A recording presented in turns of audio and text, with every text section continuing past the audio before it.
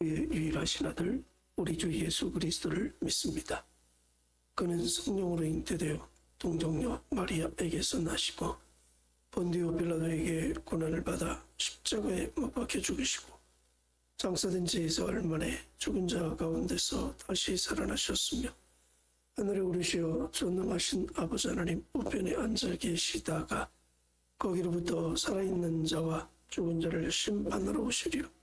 나는 성령을 믿으며 거룩한 공교회와 성도의 교제와 죄를 용서받는 것과 몸의 부활과 영생을 믿습니다. 아멘. 찬송 460장.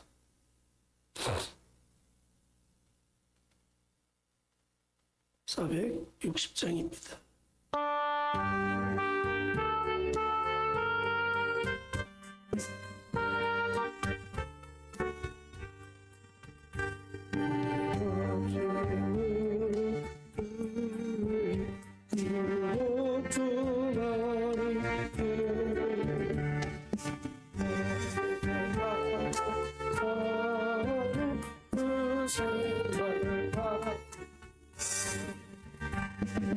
우리의 죄소사 날리시니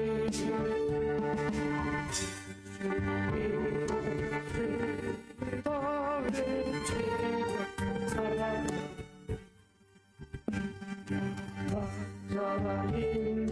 주 앉아봐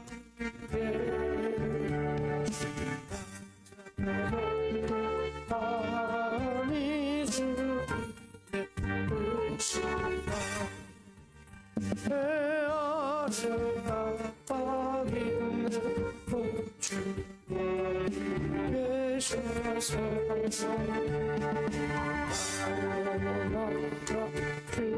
주시어줘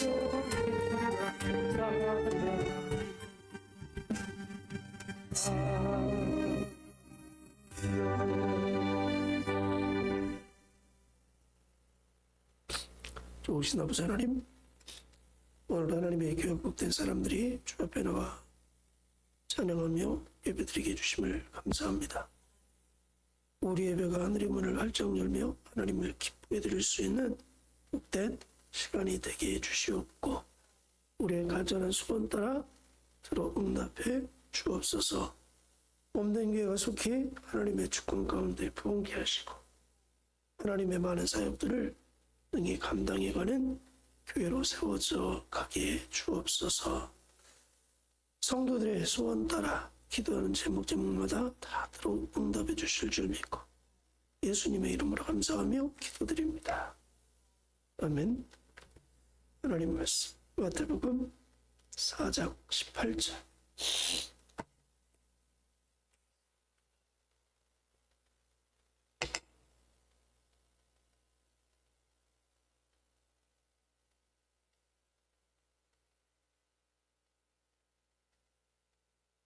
18절부터 22절입니다.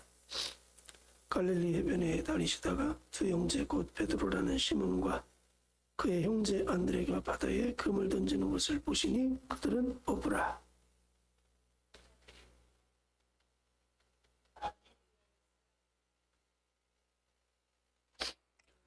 그들이 곧 그물을 버려두고 예수를 따르니라.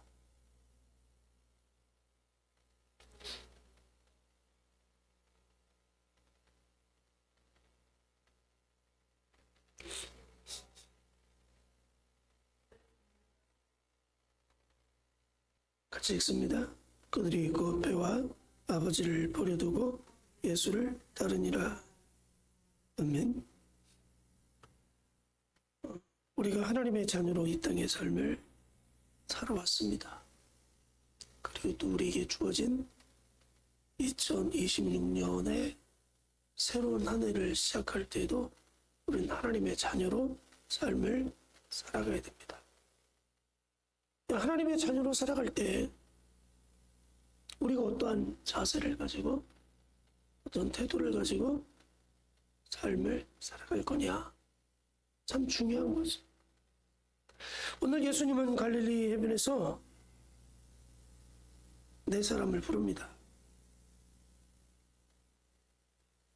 베드로와 안드레, 야고보와 요한. 이렇게 네 사람을 부르실 때 19절에 그렇게 말씀하시죠.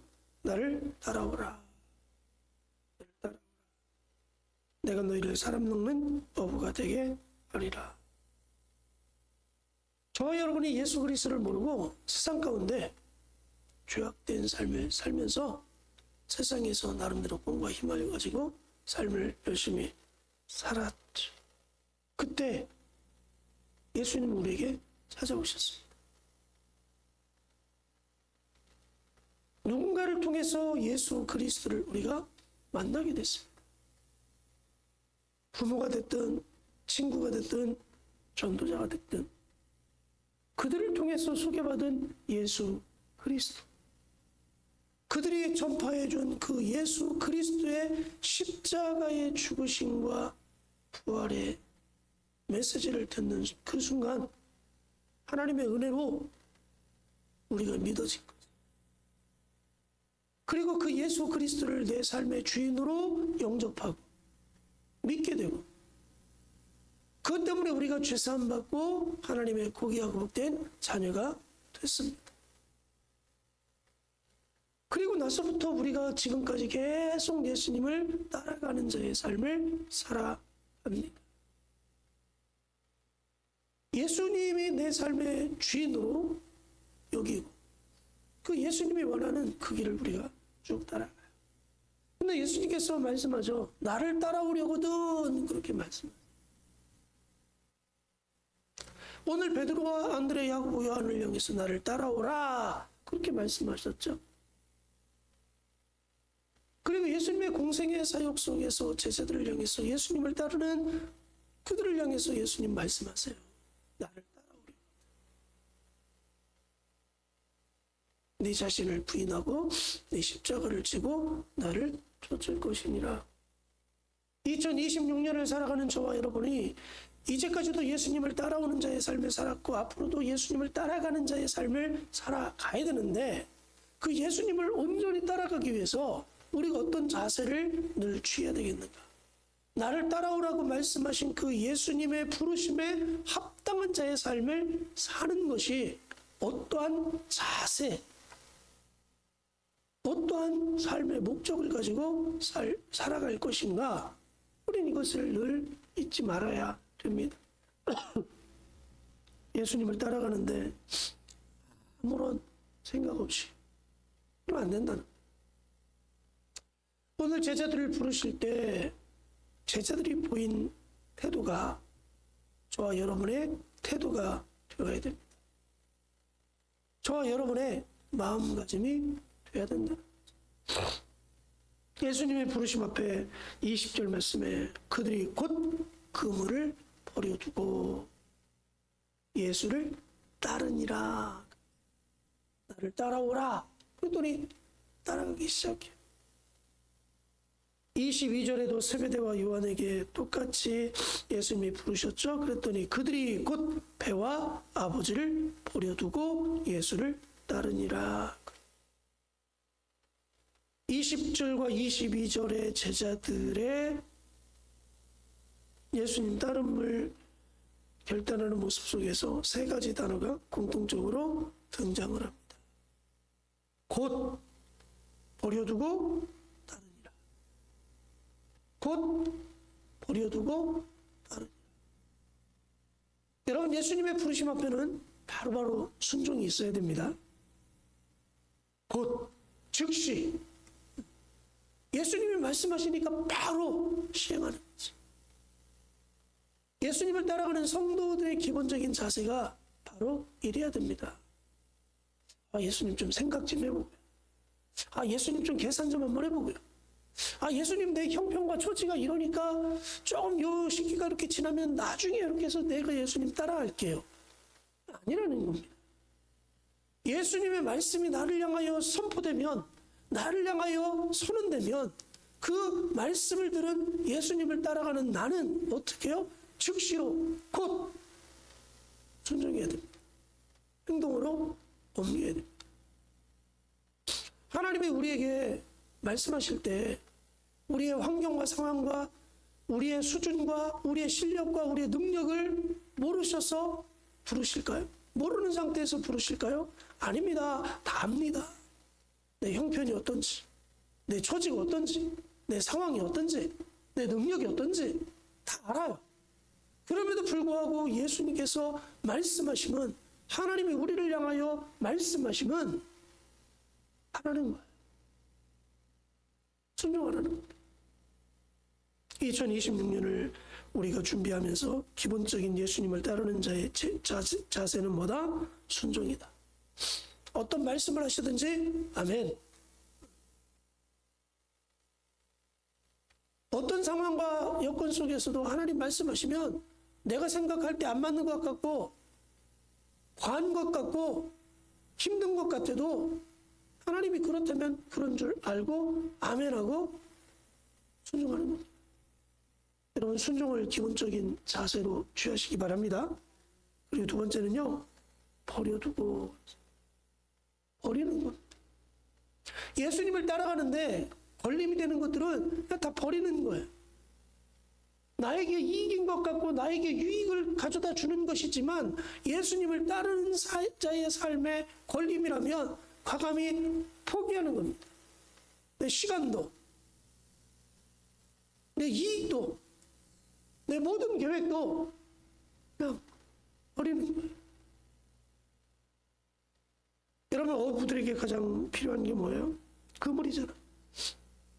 근데 예수님의 제자로서 따라가는데 그물이 이제 더 이상 필요하지 않습니다. 근데 만약에 이제 예수님을 따르기 위해서 어떻게 해요? 그물도 있고 배도 있고 여러 가지가 있잖아요. 그러면 예수님 이거 정리하고 나서 예수님 따라갈게요. 그물도 좀 팔아야 되고 좀 배도 좀 정리하고 그리고 나서 예수님 따라갈게요. 이렇게 하지 않았어요. 버렸어요. 버려두고 뭐 처분한다거나 인계한거나 양도한다거나 매각하지 않고 그냥 버려두고 예수님 따라가는. 우리는 자꾸 예수님을 따를 때 계산을 해요. 계산. 이렇게 하면 유익이 있을 것 같고 이렇게 하면 이득이 남을 것 같으니까 이렇게 한 다음에 그 다음에 자꾸 우리는 그렇게 접근을 합니다. 왜요? 내중심적으로 접근하니까 늘 그런 거예요. 왜 우리가 즉시로 순종하지 못해요? 자꾸 내중심으로 생각하니까. 왜 내 것을 포기하거나 내 것을 버리지 못할까요? 내중심으로 생각하니까. 오늘 이 시대에 왜 많은 성도들이 예전의 순수함을 잃어버리고 교회가 헌신하고 희생하고 봉사하기 위해서 힘들고 어려운 작은 교회를 찾거나 그런 사람들이 점점 하면 없어져요. 큰 교회, 시설이 좋은 교회, 프로그램이 좋은 교회, 세상적인 것도 즐기면서 자기가 피해 안 당하면서 예수님도 믿고 세상 것도 취하고 어떻게 하면 두 마리의 토끼를 다 잡을 수 있을까? 여기에 초점을 맞추고 신앙생활을 하니까 자꾸 신앙생활이 세속화되는 거죠. 교회가 세속적으로 타락해버리는. 말씀도 작, 세상도 작, 버리는 거 하나 없이 다 가질 것이라. 그러나 여러분, 하나님은 그렇게 말씀하지 않아요. 세상을 사랑하는 예수를 사랑하는 둘 중에 하나입니다. 예수님의 우선시든 세상 것이 우선시든 둘 중에 하나입니다. 근데 우리는 자꾸 뭐야? 타협해. 버리려고 하지 않아요. 즐길 거 다 즐기면서 예수님도 믿으면서 천국 가기를 소망. 그러니까 그 즐김이 어디로 들어와요? 자꾸 교회 안으로 들어오는. 세상의 즐거움이 교회 안의 즐거움으로 자꾸 자리 잡으니까 교회가 어떻게 돼요? 세상의 영향을 받게 되고 세상의 영향을 받다 보니까 교회들이 세속화되는 거죠. 그러니까 세상 모임이나 교회 모임이나 똑같아요. 달라야 되는데 세상을 변화시켜야 될 교회가 세상 것에 변화가 돼버리고 있어요. 그러니 예전에는 예수님 때문에 교회가 핍박받고 예수님 때문에 질타받고 예수님 때문에 비판받았다면 오늘 이 시대는 예수님은 온데간데 없고 사람들 때문에 교회가 비판받는 거예요. 여러분, 오늘 이 시대에 예수님 때문에 비판받는 교회 보셨나요? 예수님 때문에 핍박받는 성도와 교회가 있나요? 예전에는 모든 사역들이 다 예수님 때문이었습니다. 예수님 때문에. 복음 전하는 것도 왜 전도자들이 왜 핍박받았어요? 예수님 때문에 핍박받은 거잖아요. 왜 사람들이 순교당했습니까? 예수님 때문에 순교당한 거잖아요. 예수님 때문에. 근데 예수님이 없어졌어요. 그리고 신문지상에 나오는 교회들의 문제들을 보면 예수님 때문에 당하는 비판이나 조롱이나 그런 게 아니에요. 누구 때문에 사람들 이름만 있습니다. 예수님이 없는 핍박, 예수님이 없는 비판, 이건 왜 그래요? 버려야 될 것을 버리지 않으니까 예수님은 온데간데 없고 사람들만 있는 거죠. 사람들. 혹여 우리 교회도 그런 모습을 가져서는 안 된다는 거지. 우리 성도들도 하나님 앞에 나온다고 나오지만 이러한 자세, 이런 모습을 가지고 나오면 안 된다는 거지. 핍박을 받아도 예수님 때문에 받아야 돼. 비판을 받아도 예수님 때문에 비판받아야 돼. 핍박을 받아도 예수님 때문에 핍박을 받아야 되는 거죠. 사람들의 이익과 이것 때문에 비판받고 욕심 때문에 질타받고 대부분의 모든 오늘 이 시대의 교회들의 사회적인 이슈들이 다 그거 아니에요. 예수님 때문이 아니잖아요. 왜요? 버리지 못하게. 교회가 과감하게 버릴 거 버려야 되는데 교회를 이루고 있는 지체들이 버릴 것을 버려야 되는데 버리지 않고 두 개를 다 잡고 가려고 하다 보니 그러니까 문제가 되는 거죠. 오늘 예수님은 우리에게 말씀합니다. 예수님을 따르려면 버려라. 그 말씀을 다른 표현으로 자신을 부인하고 부인하라는 거예요. 부인하지 않고서는 절대 버리지 않고서는 우리가 예수님의 제자가 될 수가 없는 겁니다. 어떻게 세상 것을 부여잡고 온전히 예수님 따라갈 수 있어요? 못 가는 거죠. 그러니까 자꾸 말씀과 세상 것 사이에 서서 줄다리기 하는 거예요. 이것도 놓을 수 없고 저것도 놓을 수 없고 어떻게 하면 두 개 다 잡고 갈 수 있을까? 근데 그렇게 자꾸 만들어 단호하게 하나님 말씀으로 버리게 해야 되는데 그거 하지 못하는 거죠. 왜? 사람들이 듣기 싫어하니까. 그럼 사람들이 모이지 않으니까.